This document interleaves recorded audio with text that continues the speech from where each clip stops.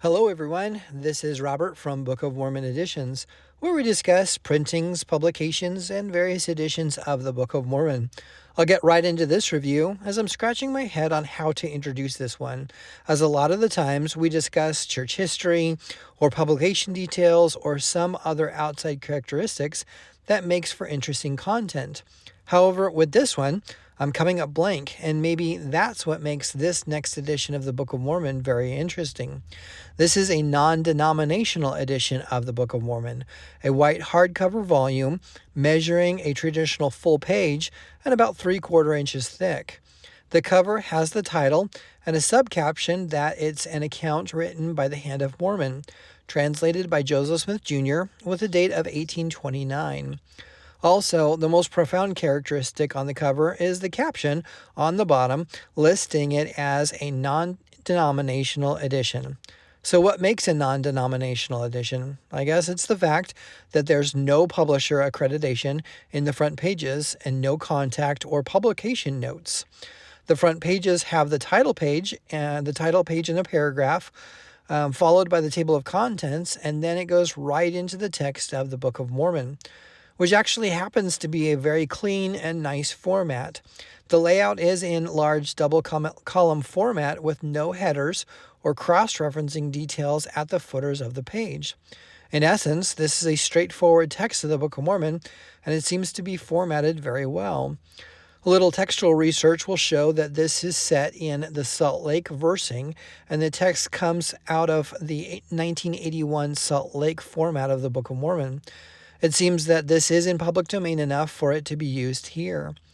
The major book breaks are in line with the columns, and I think that this was used to create a seamless reading and not waste space with a page break for each new section.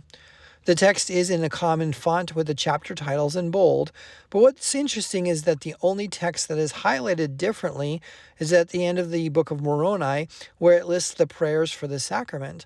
This is in bold highlights. Other than that, the text is pretty uniform and straightforward. The testimony of the witnesses are in the back of the book with a date of June 1829. This is the only time I've seen a date related to the witness statements, and I thought it was pretty interesting that the cover also has a date of 1829. So we know that the printer's manuscript was ready and given to the book printer in 1829, and that the original edition of the Book of Mormon future dated it to the printing for 1830.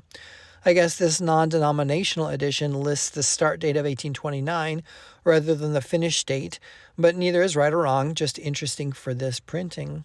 The back cover lists the title paragraph again and Moroni's last words from Moroni chapter 10, and I thought it was a great synopsis of what the Book of Mormon really is about.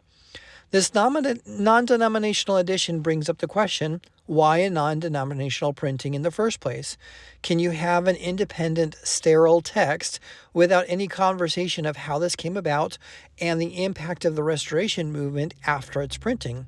And can you have a text that is so focused on Jesus Christ without a call to act on it? I guess that's left up to the reader for this one. Either way, this is an interesting volume and can be found as a print on demand from Amazon. I'll post the link in the description below and ask if anyone has any more information on this. Please comment down below, as I couldn't find anything on the source or promoter for this. So thanks everyone for watching this video. I always have more work to do and look forward to more content on this series. If you have a special or unique edition of the Book of Mormon that you'd like reviewed here, please contact me at bomeditions@gmail.com. Best wishes, everyone.